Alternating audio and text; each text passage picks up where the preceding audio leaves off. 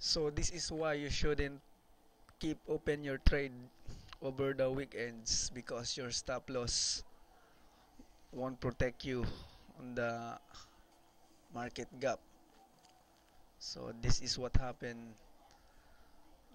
This is on April 21, 2017, Friday, and this is today, April 24, 2017, Monday.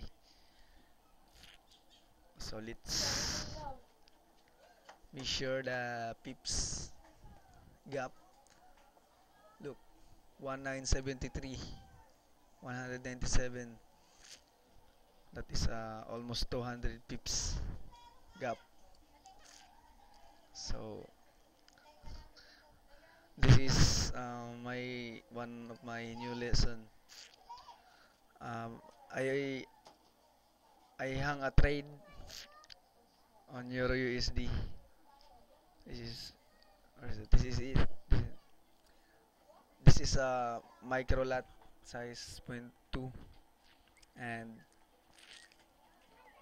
I let it open over the weekend, and I have my stop loss and take profit, because I thought that on the weekend the stop loss and the take profit is still working, but that's that is not what it work how it worked,